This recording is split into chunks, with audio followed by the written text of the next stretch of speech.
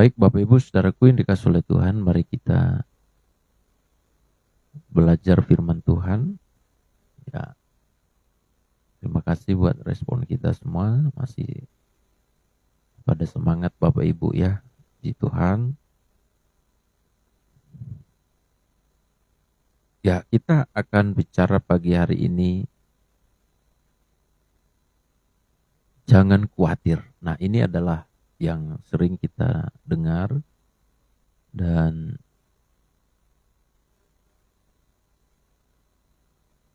kita percaya bahwa Tuhan mengingatkan kita supaya kita tidak perlu khawatir tentang apapun dalam kehidupan kita. Nah, seperti apa yang dikatakan di dalam, mari kita melihat Alkitab kita dalam Matius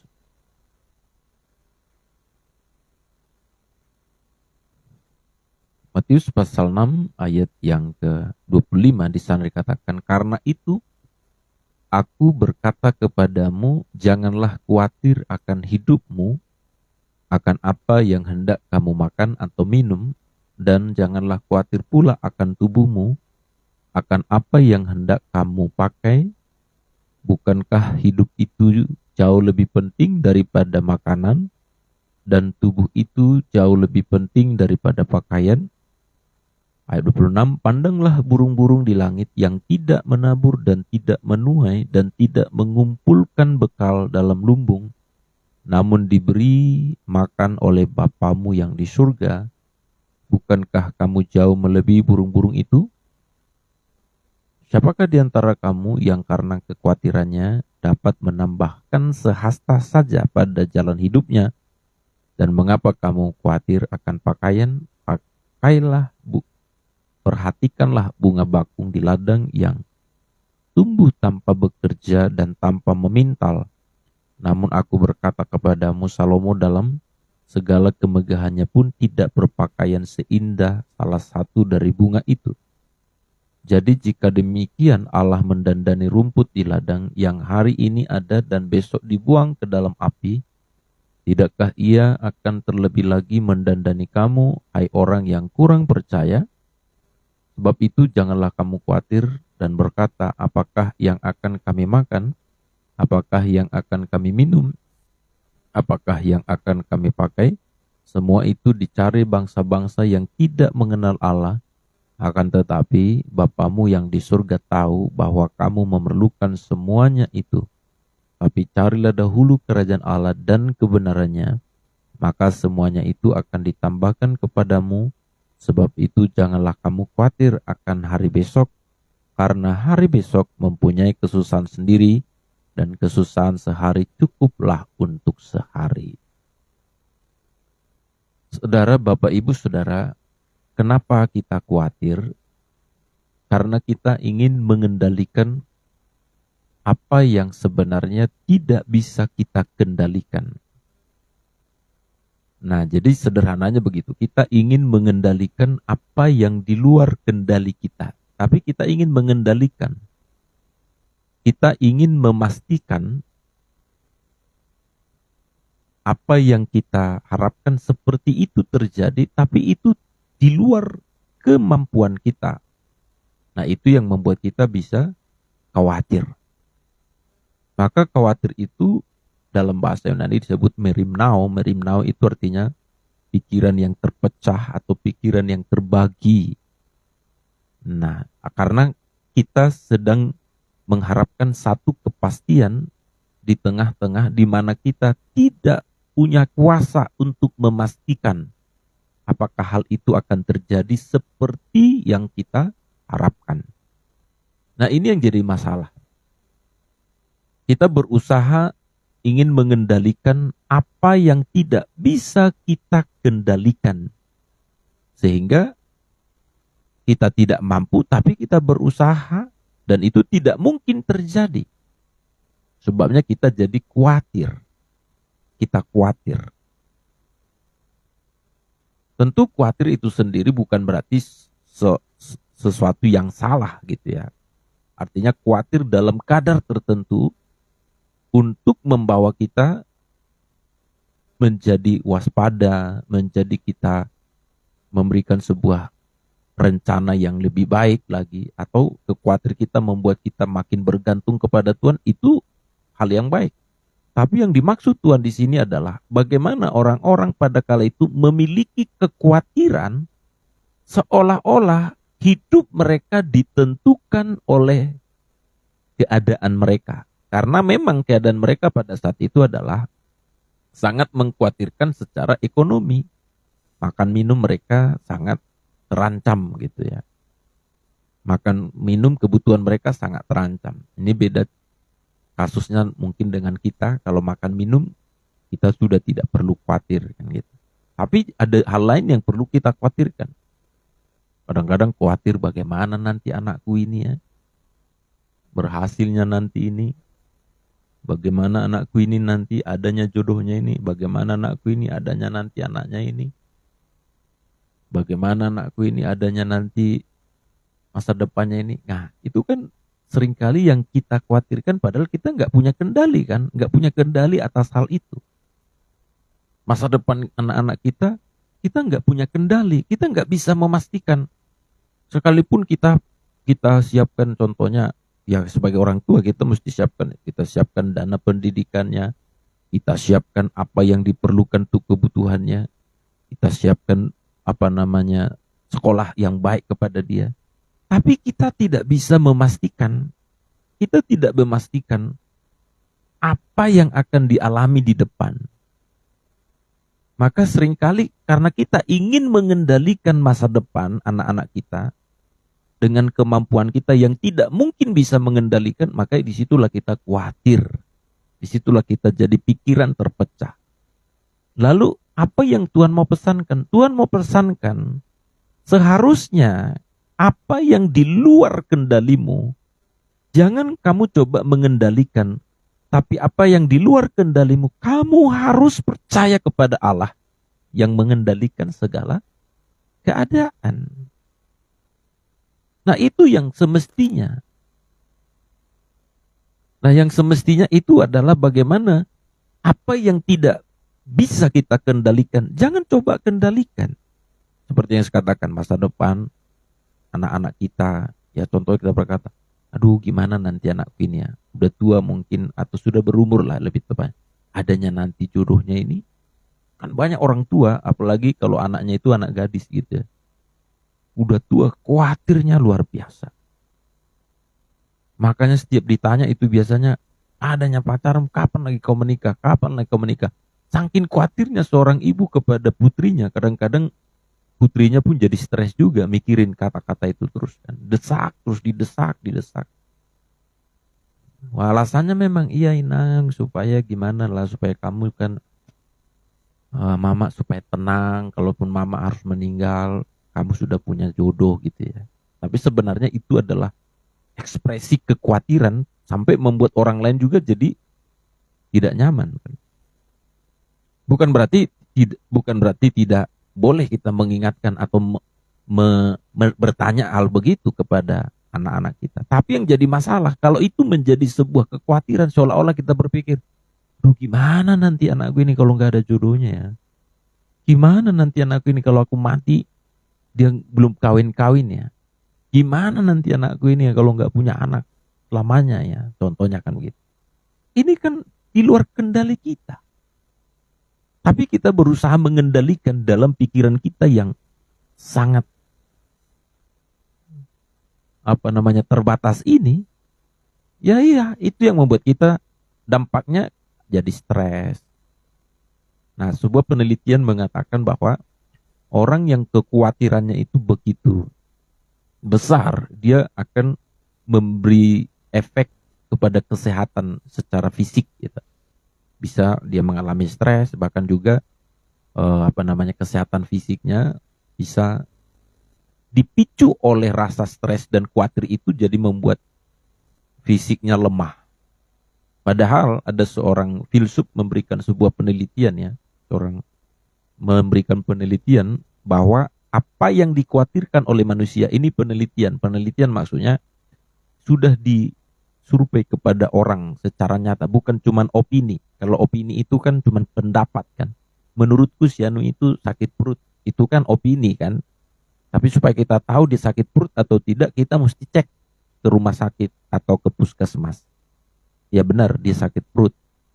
Bukan karena wajahnya kayak seperti sakit perut. Kalau kita lihat kan wajahnya kayak sakit perut, kayaknya dia sakit perut. Itu namanya opini. Tapi supaya itu pasti dia sakit perut atau tidak, mesti ada rekam medisnya, dicek secara medis. Oh iya benar dia sakit perut. Nah, maksudnya sama dengan kekhawatiran tadi, ada seorang yang memberikan sebuah penelitian tentang kekhawatiran. Dan hasilnya adalah 85% dari yang kita khawatirkan itu tidak benar-benar terjadi. Bayangkan Bapak Ibu Saudara, 85% yang kita khawatirkan tidak benar-benar terjadi. Tapi ironinya atau mirisnya adalah karena kekhawatiran yang 85% ini tidak benar-benar terjadi, tersita pikiran kita kan. Makan kita pun bisa terganggu, konsentrasi kita terganggu, hubungan sosial kita kepada orang lain terganggu. Orang yang khawatir itu kan dampak emosionalnya juga terganggu. Jadi uring-uringan, emosian, dikit-dikit tersinggung. Maka biasanya jadi berkelahi dengan tetangga, berkelahi dengan suami istri, nggak bisa akur dengan orang lain. Itu sebenarnya riak-riak, itu pemicunya itu. Karena dia dalam sebuah kekhawatiran, jadi dia tidak stabil emosinya gitu. Maka orang yang khawatir itu biasanya begitu, dikit-dikit tersinggung, dikit-dikit marah, berantem, berkelahi, dan lain sebagainya. Ada dampaknya, atau mungkin dia bukan berantem, berkelahi, dia bisa diam 1000 bahasa, nggak mau ngomong sama siapapun. Itu sebuah dampak emosional. Jadi ada dampak secara secara fisik, secara jasmani, ada juga secara emosional, bahkan secara psikis kita juga bisa stres. Jadi rugi dalam banyak hal. Padahal 80%, ingat Bapak Ibu, 85%, sekali lagi 85%, ini bukan pandangan saya dan bukan penelitian saya. Saya hanya melihat sebuah penelitian dan itu dilakukan baru-baru ini, tahun 2021. Masih muda ya, maksudnya masih tahun yang tidak begitu lama gitu. Jadi artinya masih sesuai dengan kita. 85% dalam penelitian itu dikatakan kekhawatiran kita tidak benar-benar terjadi. Lalu pada saat itu juga disampaikan begini, menurut penelitian dia ini, apa yang kita khawatirkan ternyata 97% kita bisa menanganinya dengan baik. Jadi yang kita khawatirkan tadi kan tidak terjadi 85%. Lalu berarti ada 25 ada sekitar 25% 15% yang selisihnya kan begitu ya. Tapi sekalipun yang 15% ini selisihnya, pada saat kita menghadapi kekhawatiran ternyata 97% kita bisa mengatasi kekhawatiran itu kok dengan baik. Coba kita yang sudah berumur sampai sekarang, kan banyak kekhawatiran dari sejak kita remaja, pemuda, dewasa, orang tua sampai punya cucu sekarang. Coba banyak yang kita khawatirkan. Tapi saya mau tanya, apa jadinya dengan kekhawatiran itu? Tapi bisa begitu berlalu dan kita bisa hadapi kan? Nah itu yang sering kali terjadi. Maka di situ diingatkan oleh Tuhan Yesus kepada orang-orang pada saat itu. Hanya karena kekhawatiran mereka tentang sesuatu yang tidak berada dalam kendali mereka. Besok itu kan tidak dalam kendali kita. Nggak ada yang pasti di dunia ini Bapak Ibu. Kita mesti menerima sebuah realitas, tidak ada sebuah kepastian di dunia ini. Dalam minggu-minggu semalam kan, atau dalam ini juga masih hangat, kita mendengar sebuah berita dari Los Angeles atau dari Amerika sana kan. Itu Hollywood sana, itu tempat artis-artis itu tempat elit Bapak Ibu saudara. Itu tempat elit. Orang-orang kaya di sana. Ya mohon maaf aja, tanpa menjengkali, kelas kita ini nggak bisa di sana. Karena sana artis-artis papan atas situ, orang-orang kaya di situ. Tapi yang terjadi apa? Terjadi sebuah bencana, yaitu kebakaran.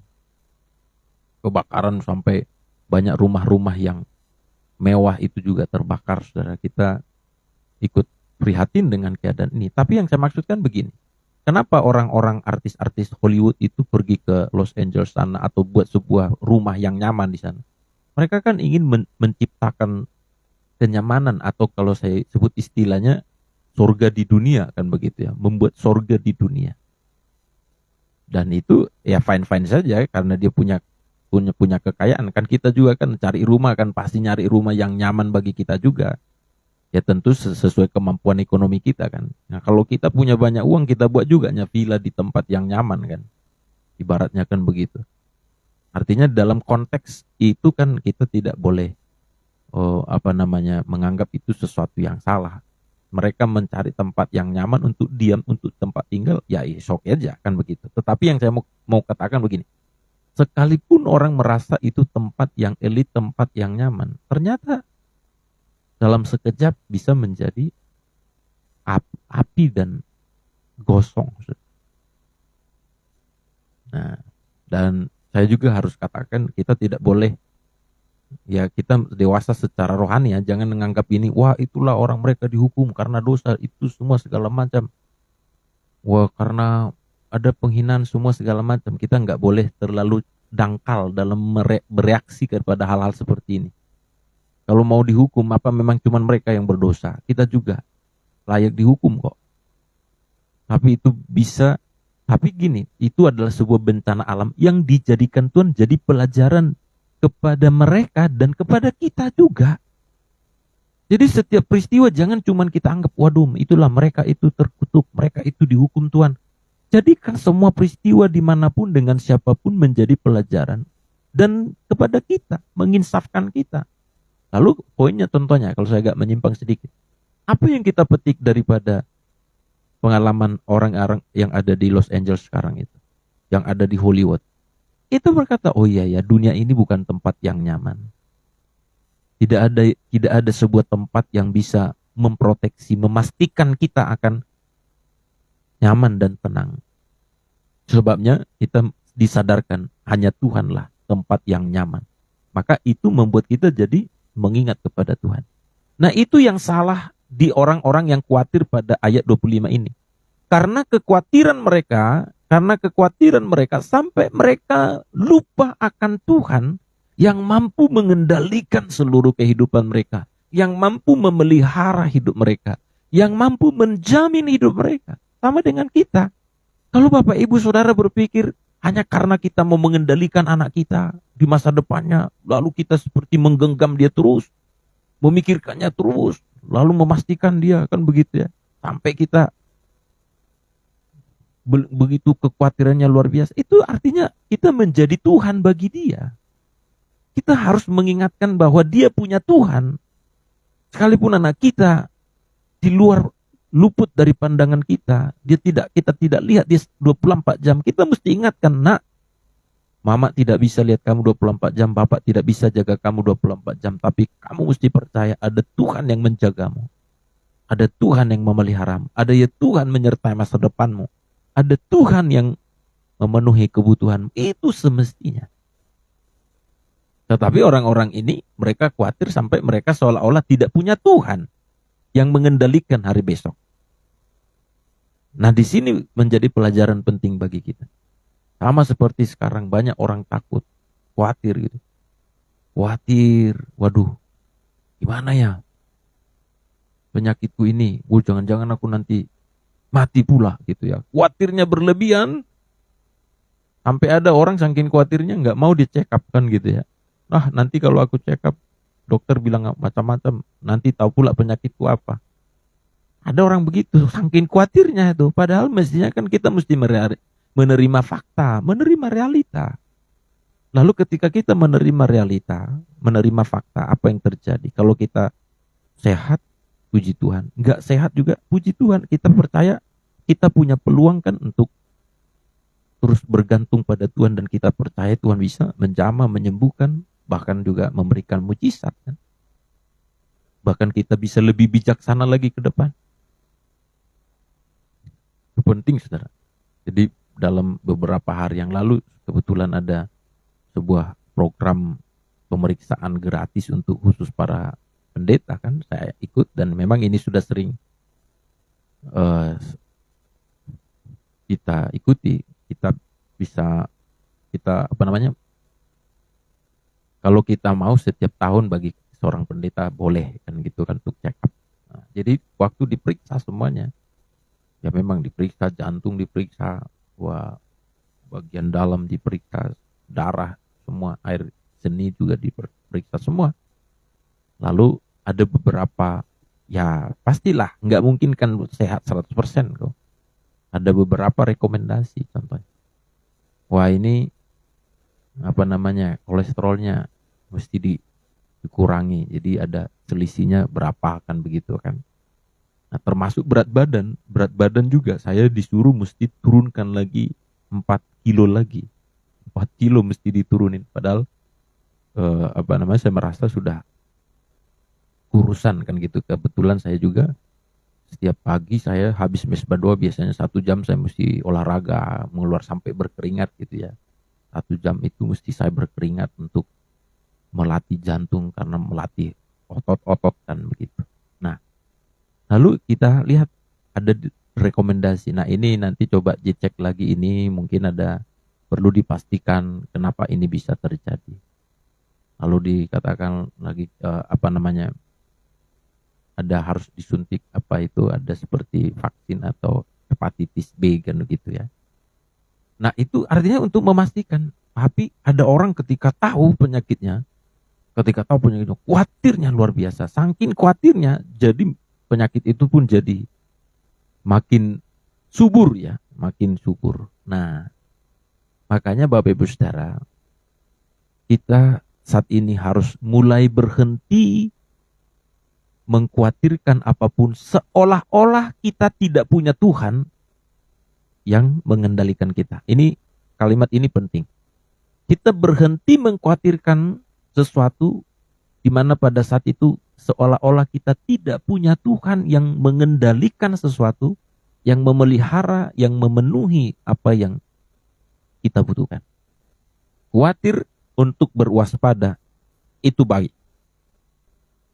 Dan ingat Bapak Ibu Saudara, saya harus tegaskan lagi sesuai dengan firman ini. Dikatakan di situ, jangan khawatir akan hidupmu, akan makan dan minum. Dikatakan jangan khawatir.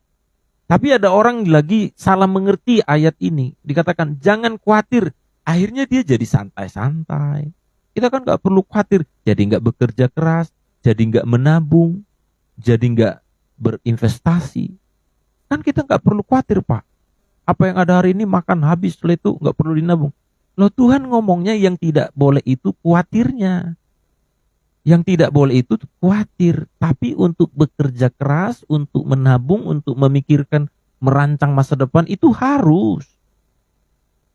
Makanya Tuhan sampai seperti menyindirkan, kamu lihat itu, burung di udara tidak menuai, tidak menabur, tidak menuai, tidak mengumpul, dipelihara Tuhan. Maksudnya gini, burung saja yang tidak ngerti menabur, menuai, mengumpul, dipelihara. Nah, kamu semestinya harusnya lebih tidak khawatir lagi karena kamu bisa mengumpul, kamu bisa menabur, kamu bisa menuai. Jangan kebalik loh. Jangan jadi begini, ya burung aja tidak menabur, tidak menuai, tidak mengumpul, maka kita tidak perlu menabur, tidak perlu menuai, tidak perlu mengumpul. Percaya saja sama Tuhan. Salah itu. Yang Tuhan mau larang itu adalah jangan sampai kekhawatiranmu sampai membuat engkau lupa ada Tuhan yang memeliharamu. Jadi ada ekstrim, katakanlah ekstrim kiri, sering orang berkata, kita nggak perlu khawatir. Lalu dia santai-santai dalam hidup, dia nggak melakukan sesuatu, dia tidak menabung, tidak mengumpul, tidak menabur, tidak berinvestasi, tidak berusaha, tidak bekerja. Ini salah, saudaraku. Tapi ada ekstrim kanan lagi. Apa itu ekstrim kanan? Itu seperti orang kaya bodoh. Dia kumpulin sebanyak-banyaknya, dia perbesar lumbungnya, dia berkata, panen besarku terjadi, aku merombak lumbung-lumbungku yang lama, lalu aku akan berkata, bersenang-senanglah sebab makanan telah tersedia bagiku. Sama seperti orang sering berkata, aku telah mengumpulkan harta, 7 turunan tidak akan habis. Nah, ini problem lagi. Orang yang merasa sudah mengumpul banyak, lalu dia merasa itu yang memelihara hidupnya. Makanya Tuhan ngomong, malam ini jiwamu ditarik kemana hartamu. Maka Bapak Ibu Saudara, jangan sampai kita ada ekstrim kiri, ekstrim kanan. Jadi kalau kita pun pada saat ini mungkin untuk makan, kita cukup makan. Kita mesti berkata, aku percaya pemeliharaan Tuhan. Tapi kalau kita pun mungkin berlimpah hari ini, kita banyak aset, banyak harta, kita harus berkata, Tuhan, hidupku tidak ditentukan oleh hartaku. Maka aku membutuhkan Engkau. Coba ya Bapak Ibu, mohon maaf nih. Coba kita lihat seringkali orang sudah punya banyak, rasanya kayak seperti nggak butuh Tuhan dia tuh. Tuhan itu seperti baginya iseng doang gitu. Karena merasa ya semua ada kok. Ini ada kasus terjadi kan di Eropa ya. Disurvei kenapa orang Eropa mulai meninggalkan gereja? Karena mereka sudah berlimpah harta. Sampai ada satu pernyataan berkata, ditanya, kenapa kamu nggak mau ke gereja? Ngapain ke gereja? Semua saya punya. Rumah saya punya, harta saya punya, mau kemana saya pergi boleh. Saya punya pendidikan tinggi. Nah, ini yang jadi masalah. Makanya Tuhan mau ingatkan kita, kalau kita juga mungkin dalam makan minum, sepertinya gaji sehari cukup untuk makan sehari. Jangan khawatir akan masa depan. Tuhan pelihara hari esok, mau katakan amin. Tapi kalau kita pun mungkin yang sudah Tuhan percayakan, kita sudah menuai banyak, sudah mengumpul banyak. Jangan merasa karena kita sudah mengumpul banyak, lalu seolah-olah kita tidak perlu Tuhan. Hati-hati Bapak Ibu. Makanya saya juga mendidik hati saya berkata, Tuhan, terima kasih buat berkat yang Tuhan telah berikan kepadaku. Tapi aku berkata, aku hidup bukan karena itu semua. Aku hidup karena Tuhan yang memelihara hidup. Ya, saya harus mengakui bagaimana Tuhan sudah memberkati kehidupan saya dan kehidupan keluarga. Sudah lebih dari makan. Jadi yang kita pikirkan itu bukan cuman, kita tidak pusing lagi. Ya mohon maaf, kita tidak hanya pusing. Masalah makan minum kita nggak pusing lagi. Tapi saya berkata, Tuhan, apa yang Kau percayakan, bukan itu jaminan hidupku, tapi aku percaya Engkau pelihara aku melalui apa yang Tuhan berikan dalam kehidupan. Maka ini adalah hal yang perlu kita perhatikan, saudara. Maka di sini dikatakan jangan khawatir, itu menunjuk kepada supaya kita bergantung sepenuhnya kepada Tuhan dan pemeliharaannya. Dan kita berkata, Tuhan, hidupku ada sepenuhnya di dalam tangan-Mu. Amin. Amin buat firman Tuhan. Tuhan Yesus memberkati kita semua Bapak Ibu Saudara dimanapun kita berada.